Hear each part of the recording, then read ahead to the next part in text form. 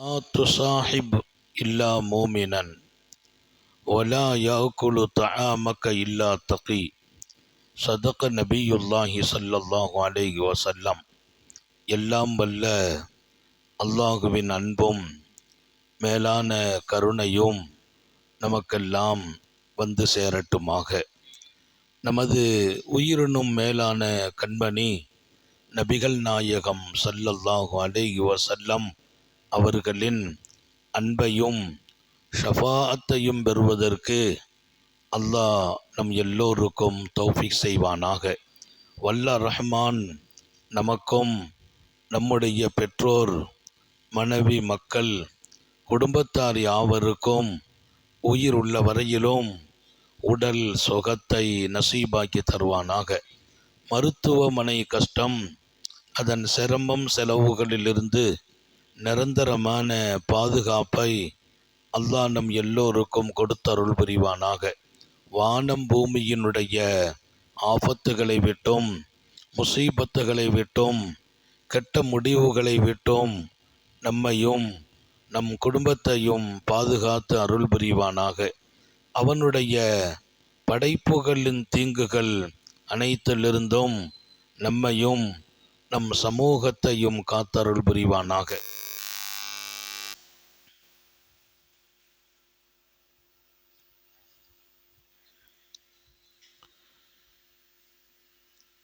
அல்லாஹுவின் மகத்தான பேரருள், மிக உயர்வான பரக்கத்தும் அருளும் நிறைந்த நல்ல நாட்கள், ஒளிமயமான காலம் என்று சொல்லப்படுகிற ரமதானினுடைய நிறைவு பகுதியை, அதிலும் குறிப்பாக எந்த 10 நாட்களை ரசூல் ஸல்லல்லாஹு அலைஹி வஸல்லம் மிக போற்றுதலுக்குரிய நாளாக ஆக்கி, அது பள்ளிவாசலிலேயே நம்முடைய நேரங்கள் ஆக்கப்பட வேண்டும் என்று மஸ்ஜிதை ஏத்திகாஃபாக ஆக்கி கொண்டு மஸ்ஜித் ஏத்திகாஃபுனுடைய இடமாக மாற்றி பெண்ணம்பெரிய சஹாபிகளை எல்லாம் அதற்கு ஒரு முன்மாதிரியாக நமக்கு காட்டி, இன்றைக்கும் உலகமெங்கும் மூமின்கள் புனித ஹரமிலிருந்து பரவி இருக்கிற அத்தனை மஸ்ஜிதுகளிலும் உன்னத இஅ்திகாஃபை நிறைவேற்றுகின்ற பாக்கியம் நிறைந்த காலமாக இந்த காலம் இருக்கிறது. அல்லாஹ் இங்கே ஏகப்பட்ட அருள்களை இறக்குகிறான். அதில் நாம் நினைவதற்கும் அடைவதற்கும் பெறுவதற்கும் தௌஃபீக் செய்வானாக. சங்கை மிக்கவர்களே, நபிகள் நாயகம் ஸல்லல்லாஹு அலைஹி வஸல்லம் நல்ல தொடர்பு குறித்து பேசுகிறார்கள். யாரோடெல்லாம் நமது தொடர்பு இருக்க வேண்டும், யாரோடு நாம் தொடர்பை குறைத்து கொள்ள வேண்டும். நட்பு என்பது ஒரு பெரிய ஆழமான விளைவுக்குரியது. அது நல்லதாக போனால் நிறைய பிரயோஜனம் அதில் கிடைக்கிறது. நட்புக்கு ஆழமான தொடர்பும் விளைவும் இருக்கிறது. அது நல்லதானால், நல்லவர்களுடன் இருந்தால் நிறைய பிரயோஜனங்கள். அது உலகத்தோடு நின்று போகிற பிரயோஜனம் அல்ல, மறுமையிலும் நமக்கு பயனளிக்கிற பிரயோஜனங்களை அந்த நட்புகள் வழங்குகிறது. எனவே தோழமை என்பது ரொம்ப முக்கியம். கலீமுல் ஹஸரத் ரூஹுல்லா ஈசா அலைஹிஸ்ஸலாம் அவங்களுடைய நண்பர்கள், முரீதுகள் கேட்டாங்க, ஈசா அலைஹிஸ்ஸலாத்தின் சீடர்கள், மன்னுஜாலிஸ், யாரோடு நாங்கள் தோழமை வைக்க வேண்டும், யாருக்கு அருகாமையில் அதிகம் நேரம் கொடுக்க வேண்டும்? அவங்க சொன்ன ஒரு முத்தாய்ப்பான வார்த்தை, யாருடைய பேச்சு இறை நினைவை தூண்டுமோ, யாருடைய பேச்சு அல்லாஹ்வின் நினைவை உங்களுக்கு தருமோ, அவர்களோடு நீங்கள் அமருங்கள். அல்லாஹ் எல்லாருக்கும் தௌஃபீக் செய்வானா. அவருடைய பேச்சு அல்லாஹ்வுடைய நினைவை நமக்கு தர வேண்டும். மந்திகுஹு திக்ரா, அவர் பேச்சு அல்லாஹ்வுடைய நினைவை தரணும். அந்த பேச்சை கேட்டால் அல்லாஹ்வோடு நமக்கு ஒரு நெருக்கம் கிடைக்கும். அந்த மாதிரியான மனிதர்கள் தான் நீங்கள் நட்பு வைக்க தகுதியானவர்கள். நீங்கள் சேர்ந்திருப்பதற்கும் சகவாசம் வைப்பதற்கும் தகுதியானவர்கள் என்கிறார்கள் ஹஸரத் ரூஹுல்லா ஈசா அலைஹிஸ்ஸலாம். அப்போ இன்னைக்கு நாமும் பழகிறவங்களை கொஞ்சம் கவனத்திலும் எடுக்க வேண்டும். அவங்களுடைய பேச்சுகள் எல்லாம் இறை நினைவை நமக்கு தந்து கொண்டிருக்க வேண்டும்.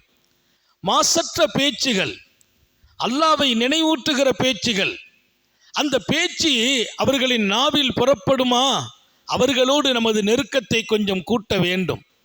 அந்த மாதிரி மனிதர்களின் நெருக்கம் நமக்கு இரண்டு உலகத்திலும் பயனளிக்கும். சகவாசங்கள் எல்லாம் எங்கோ அது காலத்தை கழிப்பதாக, நேரத்தை வீணடிப்பதாக, ஏதோ ஒரு ஜாலியாக கழிவதாக மாத்திரமாக்கிக் கொள்ளக்கூடாது.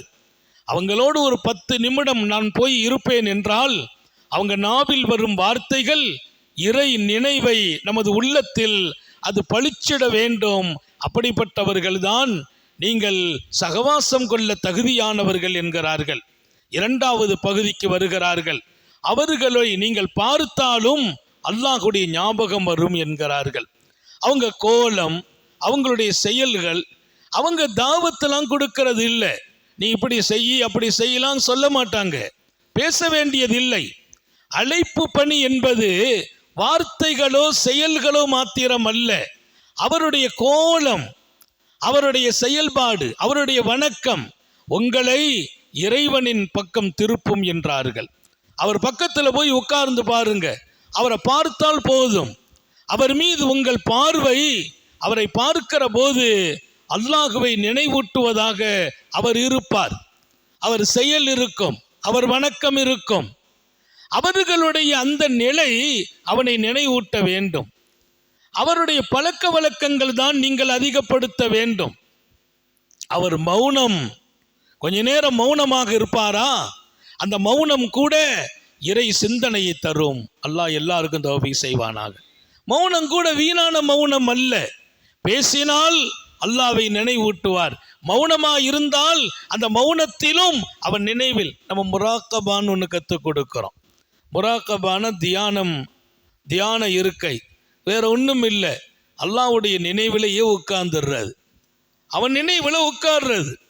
வேறு வேறு கவனங்கள் எல்லாம் இல்லாமல், மனம் எங்கோ போகாமல், சிதறுகிற சிந்தனைகளை நீக்கிவிட்டு அவன் கவனத்தில் போய் உட்கார்றோம் பாருங்க, அந்த தியான நிலை.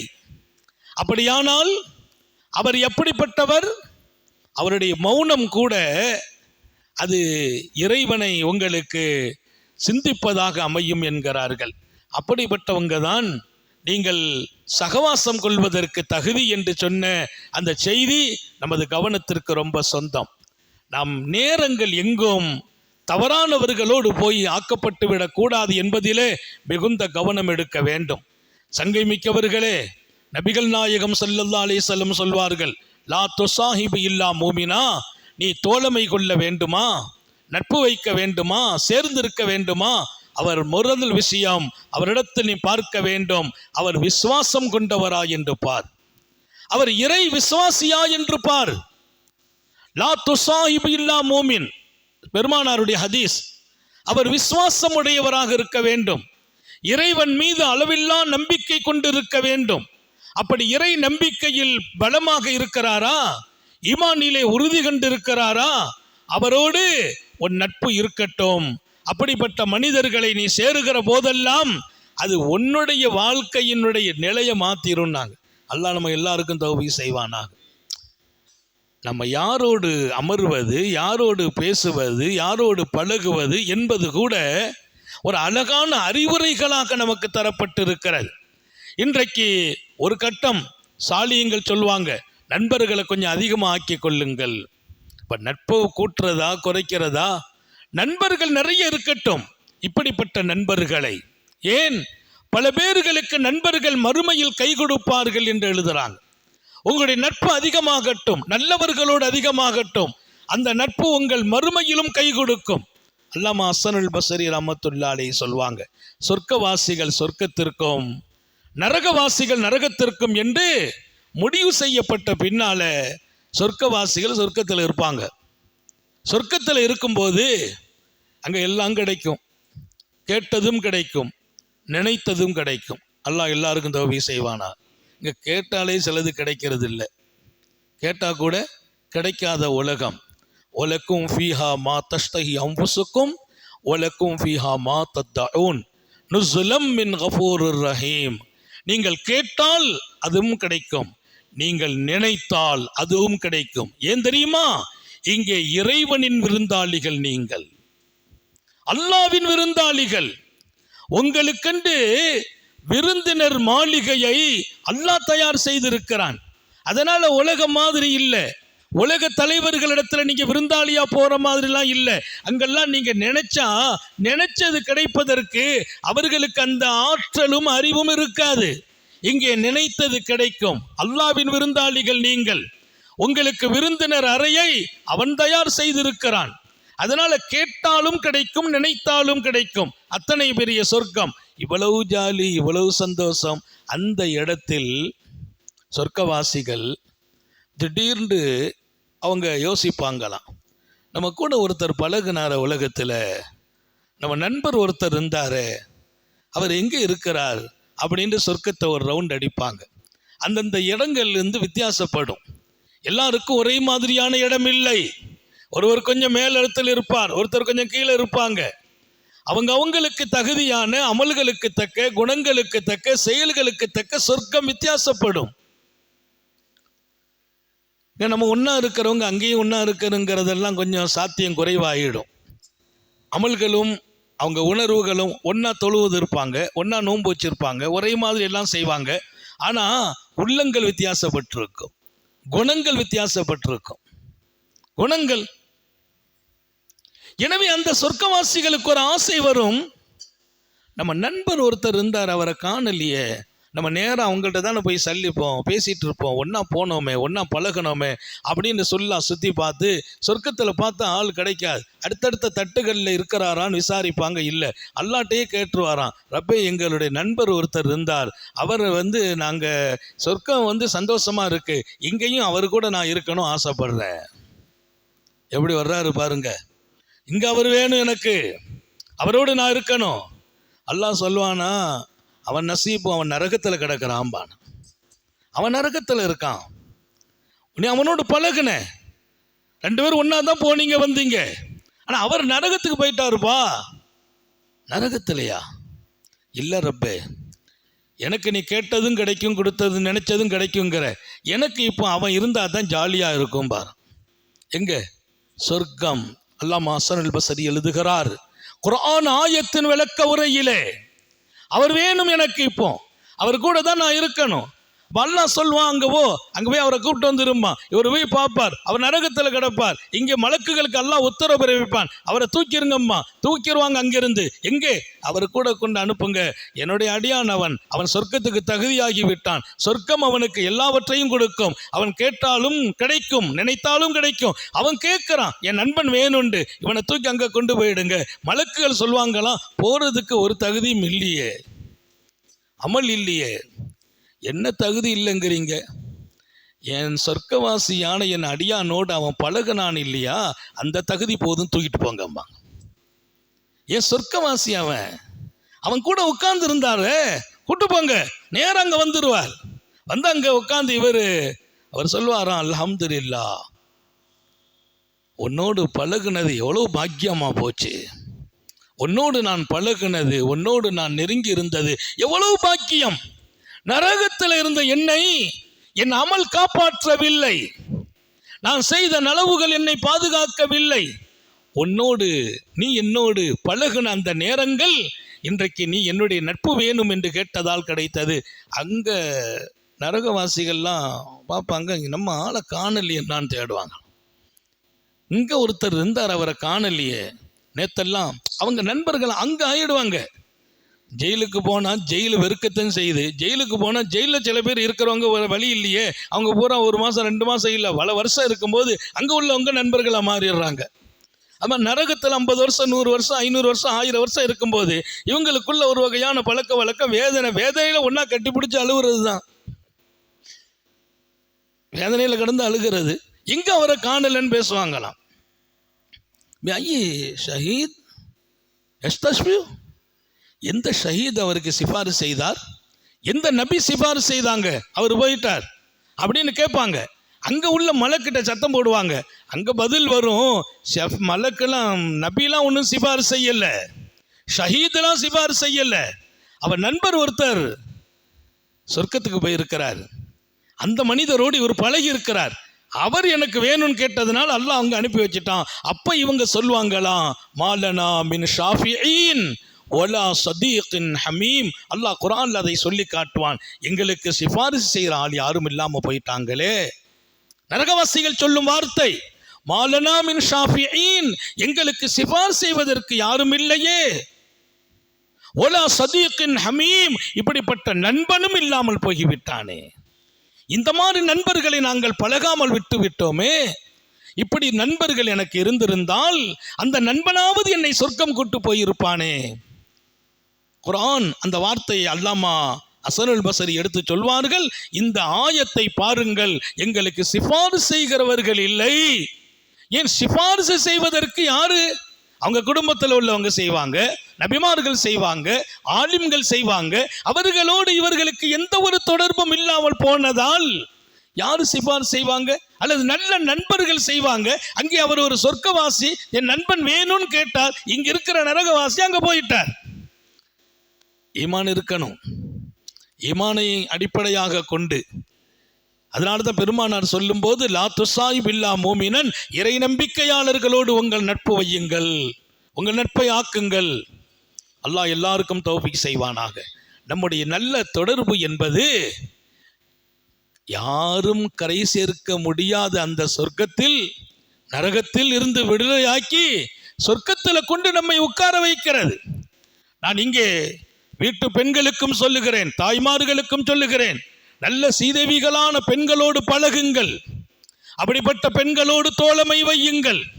சீதேவி குணமுள்ள பெண்களை உங்களுடைய நட்புக்கு தேர்ந்தெடுத்துக் கொள்ளுங்கள். நட்பு என்பது ஆண்களுக்கு மாத்திரம் சொந்தமல்ல, அது பெண்களுக்கும் என்கிறார்கள். நம்முடைய தோழமையும் அப்படிப்பட்டவர்களோடு இருக்க வேண்டும் என்கிறார்கள். நமக்கு நல்ல ஒரு அந்த நிலை வாழ்க்கையை எங்கோ கொண்டு போகிறது. துன்யாவில் கிடைக்கிற பாக்கியம் ஒன்றல்ல இரண்டல்ல, அல்லாஹ் மிகப்பெரிய பாக்கியங்களை இங்கே நசீபாக்குறான். அப்போ அந்த ஹதீஸ்ல ஸல்லல்லாஹு அலைஹி வஸல்லம் சொல்லும் போது, உங்கள் தோழமை இறை அச்சம் உள்ளவர்களோடு, இறை நினைவுடையவர்களோடு, ஈமானோடு, ஈமானுடைக்கு சொந்தக்காரர்களோடு இருக்கட்டும். ஒலா யாக்குலு தாமக்க இல்லா தகி, உங்கள்கிட்ட இருந்து ஒரு சாப்பாடு கொடுக்கப்படுது என்றால், உங்கள் வீட்டுக்கு ஒருத்தர் விருந்தாளியாக வருகிறார் என்றால் அவர் அல்லாஹ்வின் அச்சமுள்ளவராக இருக்கட்டும். உங்கள் வீட்டு சாப்பாடை கூட சாப்பிட்றவர் அல்லாஹ்வுடைய அச்சமுள்ளவராக இருக்கட்டும். எல்லாருக்கும் விருந்து கொடுக்கலாம், யார் பசிக்குதுன்னாலும் கொடுக்கலாம், கொடுக்க வேண்டும். ஆனால் உங்கள் விருந்தை சாப்பிடுகிறவர் இறை அச்சமுள்ளவர் சாப்பிட்டால் அந்த விருந்தே பாக்கியமாகும். அல்லாஹ் எல்லாருக்கும் தௌஃபீக் செய்வானாக. ஹதீஸை சொல்லி பார்க்கிற போது வாழ்க்கை ரொம்ப விசேஷமானது. நல்லவர்களுடைய தொடர்பு என்பது உலகத்தில் கிடைத்தால் நம்ம நில தலைகீழாக மாறிடும். எவ்வளோ பேரை அவங்களுடைய நண்பர்களை கொண்டு அல்லாஹ் மாற்றினான். அந்த நட்பு மறுமையில் பிரயோஜனம் கொடுக்குங்கிறான். அல்லாஹில்லாஹ் யௌமைதின் பாலுகும் லிபாதுன் அது, இங்கே நண்பர்களாக இருந்த பல பேர் அங்கே எதிரிகளாக போயிடுவாங்கங்கிறான். இங்க நண்பர்கள், அங்க எதிரி.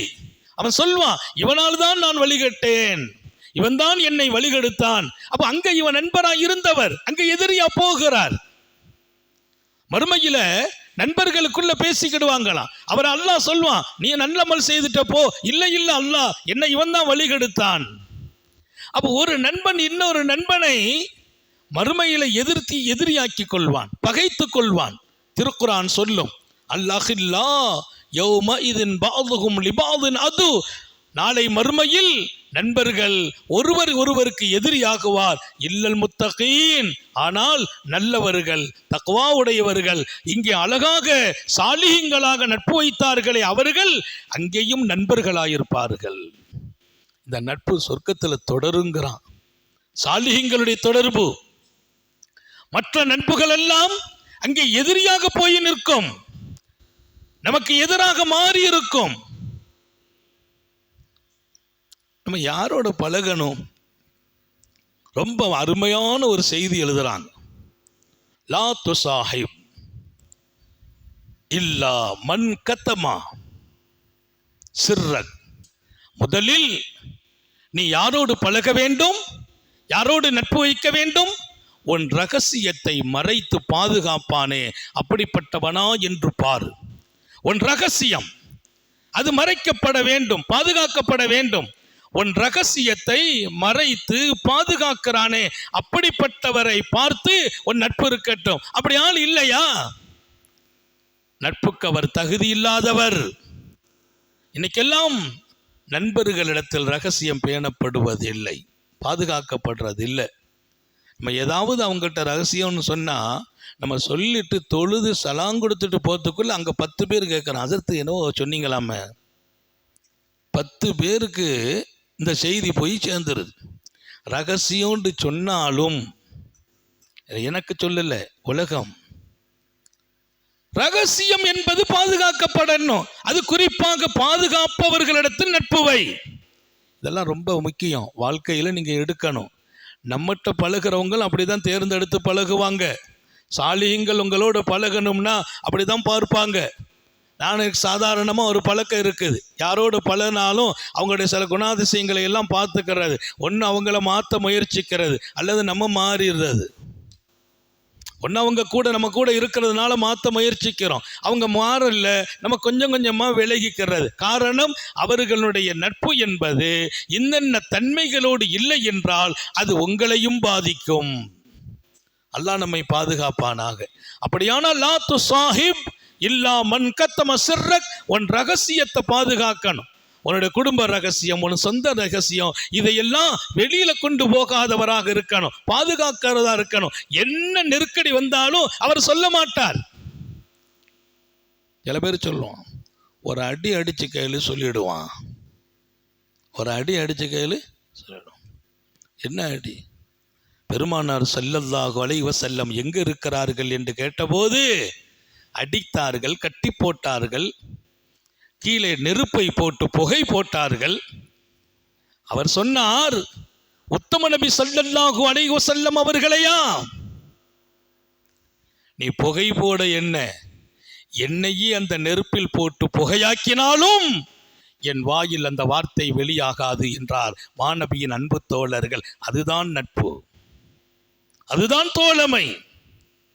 எந்த இடத்திலும் என்னை காட்டிக் கொடுக்க மாட்டார்.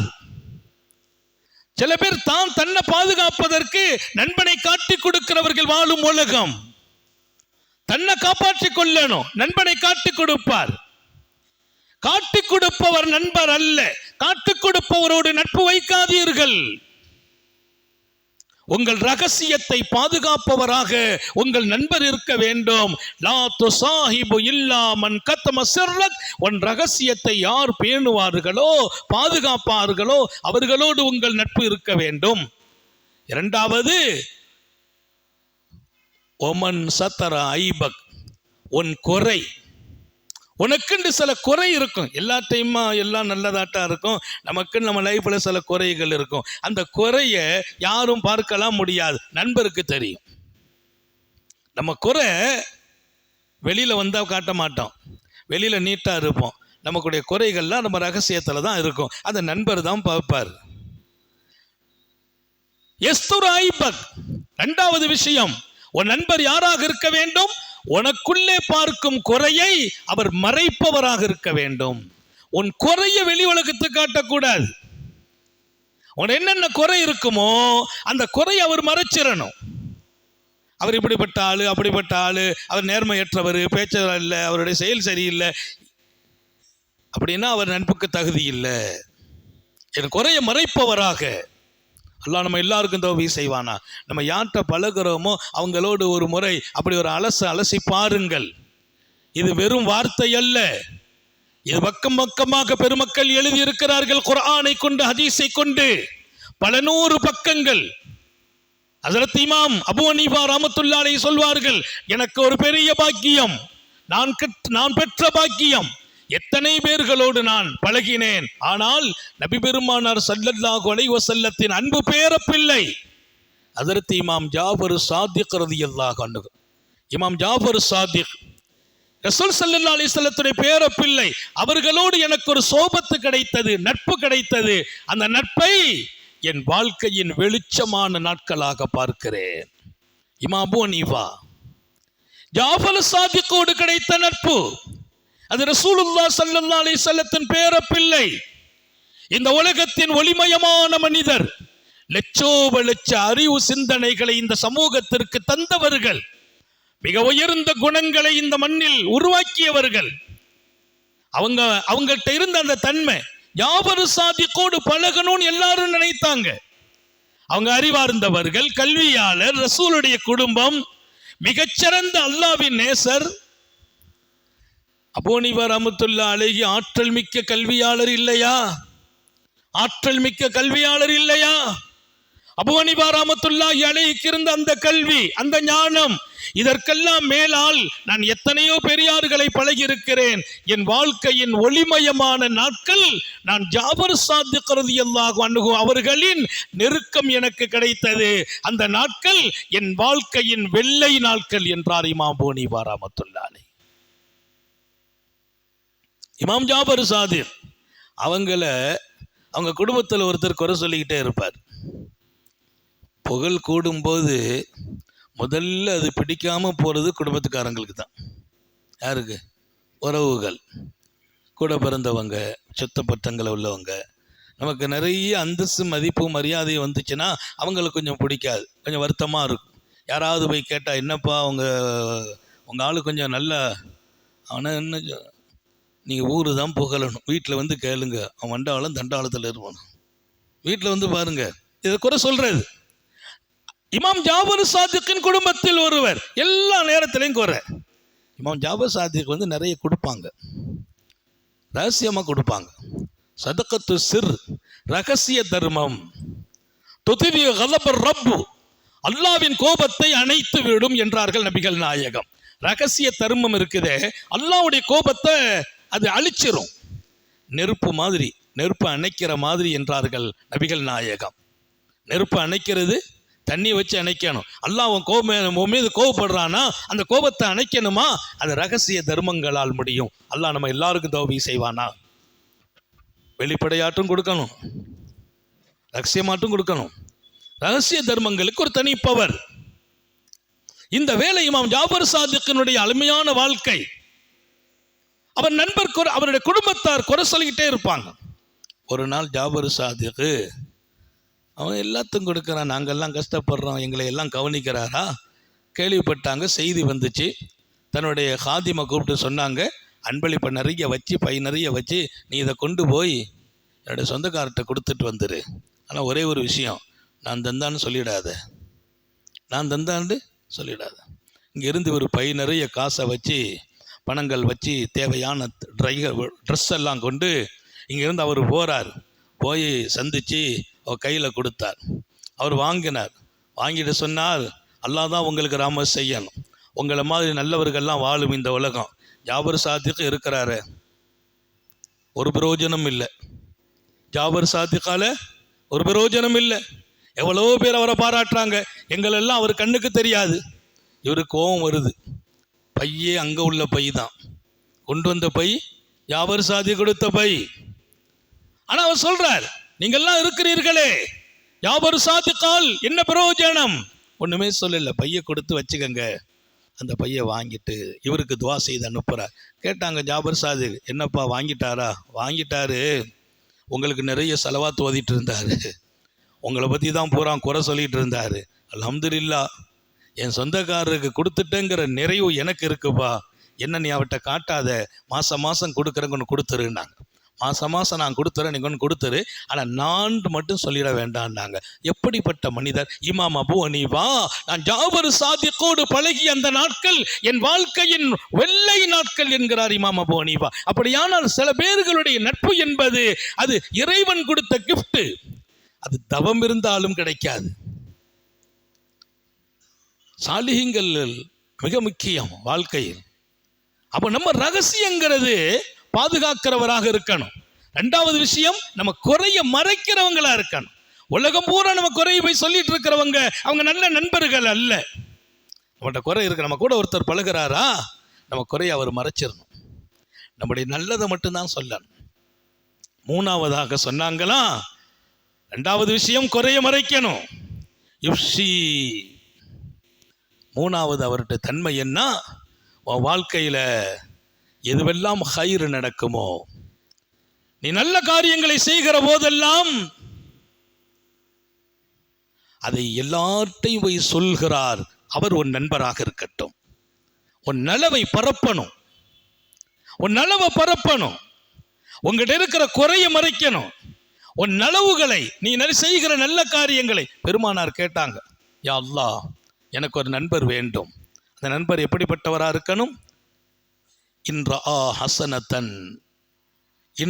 ஹசனத்தன், அவர் என்னிடத்தில் நல்லதை பார்த்தால் அப்ஷா, அதை வெளியெல்லாம் பரப்பி விடுவார்.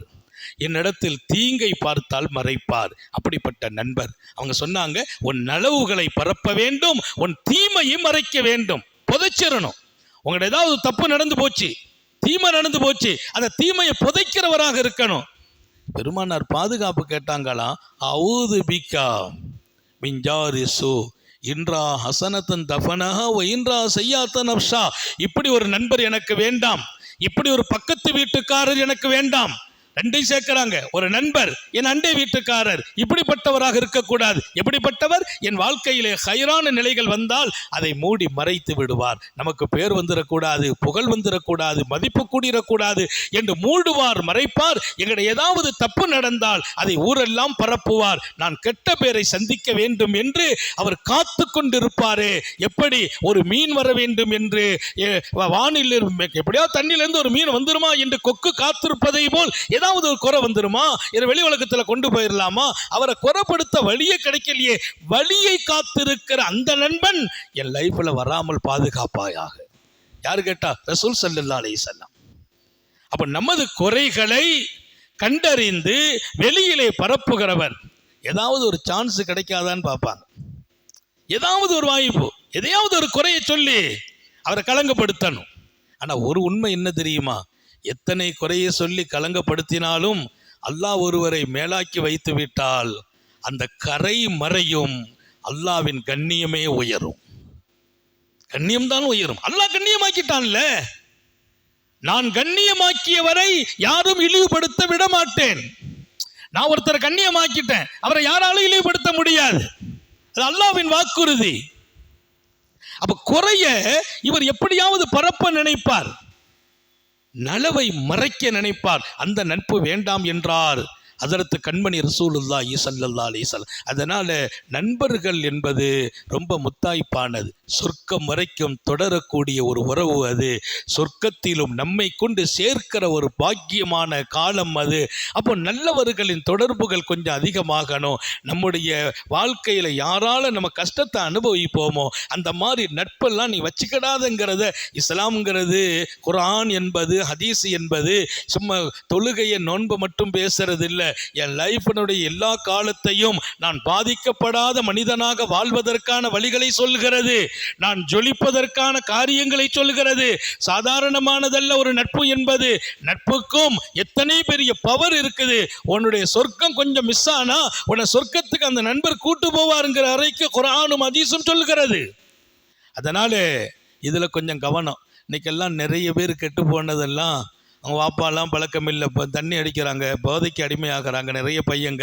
அவங்க வாப்பாட்ட அந்த பழக்கம் இருக்கா இல்லை, அவங்க அண்ணன் தம்பிட்ட அந்த பழக்கம் இருக்கா இல்லை, அவங்க மூதாதையர்கள்ட்ட அந்த மாதிரி பழக்கம்லாம் இல்லை. எங்கடா போய் நீ இந்த கஞ்சாவுக்கு அடிமையான, எங்கடா போய் நீ தண்ணி அடிக்கிற பழகுன அப்படின்னு பார்த்தா அவன் 4-5 நண்பர்களோடு பழகி அந்த நண்பர்கள் எல்லாம் தண்ணி அடிக்கிற கூட்டம், கஞ்சா போடுற கூட்டம், இவனும் கஞ்சாவுக்கும் தண்ணிக்கும் அடிமையானான். இது குடும்ப பழக்கம் இல்லை, அவருடைய தாய் வழியிலே இல்லை, தந்தை வழியில் இல்லை.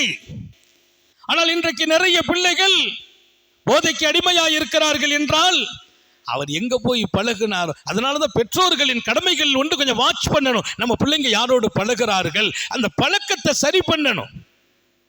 ஒரு நல்ல குடும்பத்தில் பிறந்த பையன், அவன் தாயை ரொம்ப எதிர்த்து பேச, தந்தைக்கு மதிக்கிறதே இல்லை. ஆனால் அந்த குடும்பத்தில் யாரும் அப்படி இல்லை. தாப்பனாருக்கு முன்னால் கைகட்டி நின்று பழகியவர் இவர். இவருக்கு பிறந்த பிள்ளை இப்படி இருக்கிறார். இவர் தாப்பனாட்ட பேசுறதே இல்லை. தாப்பனாருக்கு முன்னால் கைகட்டி நிற்பார். தாப்பனார் சொன்னா காது கொடுத்து அப்படி தாழ்த்துவார் தலையை. அந்த மாதிரி ஒருவருக்கு பிறந்த பிள்ளை தந்தையை மதிக்கிறதே இல்லை, தாயை மதிக்கிறது இல்லை. கண்ணா பின்னான்னு பேசுறான், அவன் இஷ்டத்துக்கு நடக்கிறான். என்ன ஏன் அப்படி ஆச்சு? அதெல்லாம் அல்லாஹ்வுடைய சுன்னத்து இல்லையே என்று பார்த்தால் அவனோடு பழகிறவர்கள் இல்லை. வீட்டில் என்ன நீ என்ன அடிமையா? எதுக்கு எடுத்தாலும் வாப்பட கை கட்டி நிற்கிற? நீ அடிமையா? நீ அப்படியெல்லாம் கையை கட்டிலாம் நிற்கக்கூடாது. தகப்பனோ தாயோ நமக்குண்டு ஒரு முறை இருக்குது. நம்ம லைஃப்பை நம்ம வாழணுமே தவிர அவங்க சொல்லுக்கட்டெலாம் நம்ம வாழ முடியாது. அவங்கெல்லாம் பழைய ஆட்கள் அப்படி தான் சொல்லுவாங்க, நம்ம இப்படி தான் வாழணும் என்று இவனுக்கு அறிவுரை சொன்ன அவன் நண்பர்களால் இன்றைக்கு இவன் அந்த குடும்பத்தில் மிகப்பெரிய ஒரு பெரிய சோதனையாக நிற்கிறான். இன்னைக்கு சோதனை இவன். அந்த தகப்பனார் கண்ணீர் வடிக்கிறார்.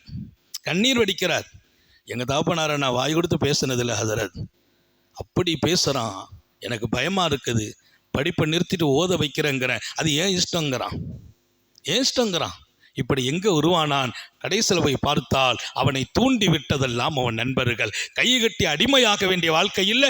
நம்ம வாழ்க்கையை நம்ம வாழணும், நம்ம என்ன படிக்கணும், நம்ம முடிவு எடுக்கணும். அதை நம்ம அத்தா வேண்டி சொல்ல வேண்டியதில்லை, அம்மா சொல்ல வேண்டியதில்லை. அப்படி நண்பர்கள் கிடைத்ததால் இவனும் அப்படி மாறினான். யோசனை செய்யுங்கள், நம்ம பிள்ளைங்க யாரோடு பழகிறார்கள் என்பதையும் கொஞ்சம் கண்காணியுங்கள். இல்லை என்றால் உலகத்தில் நம்முடைய சோதனையாக அவனே மாறி விடுகிறான். அல்லாஹ் நம்ம எல்லாரையும் பாதுகாப்பானாக. அழகிய நட்பை, அழகியவர்களுடைய தொடர்பை சொஹபத்து சாலிஹ் என்பார்கள். நல்லவர்களின் சகவாசம் என்பது இன்றியமையாத ஒன்று. அது இறைவன் கொடுக்கிற வரம்.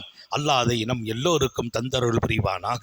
சோதனைகள் இருந்து, கெட்ட முடிவுகளிலிருந்து, கொடூரமான சூழ்ச்சிகளிலிருந்து பாதுகாப்பானாக.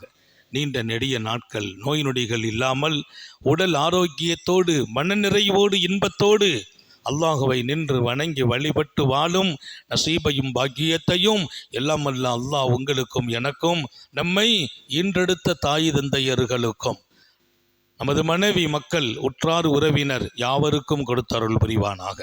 நமது உயிரினும் மேலான கண்மணி காத்தமுன் நபியின் சர்க்காரை ஆலம் சுந்தர நபிகள் ஸல்லல்லாஹு அலைஹி வஸல்லம் அவர்களை கனவிலும் நனவிலும் கண்டுகளிக்கும் பெரும் பாக்கியத்தை அல்லாஹ் நம் யாவருக்கும் கொடுத்தருள் புரிவானாக என்ற நல்ல துஆக்களோடு உங்கள் எல்லோருடைய துஆவை ஆதரவைத்து என் வார்த்தைகளை நிறைவுபடுத்துகிறேன். வாஹிரு தஅவானா அனில் ஹம்துலில்லாஹி ரப்பில் ஆலமீன். அஸ்ஸலாமு அலைக்கும் வரஹ்மத்துல்லாஹி வபரகாத்துஹு. ஸல்லல்லாஹு அலா முஹம்மத் ஸல்லல்லாஹு அலைஹி வஸல்லம். ஸல்லல்லாஹு அலா முஹம்மத் ஸல்லல்லாஹு அலைஹி வஸல்லம். ஸல்லல்லாஹு அலா முஹம்மத் ஸல்லல்லாஹு அலைஹி வஸல்லம். ஸல்லல்லாஹு அலா முஹம்மத் ஸல்லல்லாஹு அலைஹி வஸல்லம். ஸல்லல்லாஹு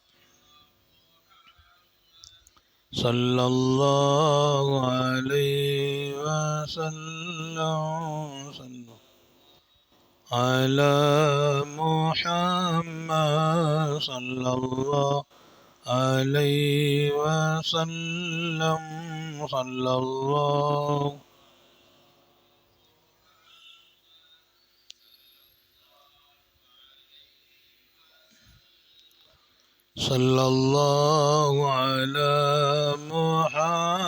முஹம்மத் ஸல்லல்லாஹு அலைஹி வஸல்லம். ஸல்லல்லாஹு அலா முஹம்மத் ஸல்லல்லாஹு அலைஹி வஸல்லம். ஸல்லல்லாஹு அலா முஹம்மத் ஸல்லல்லாஹு அலைஹி வஸல்லம். ஸல்லல்லாஹு அலா முஹம்மத் ஸல்லல்லாஹு அலைஹி வஸல்லம்.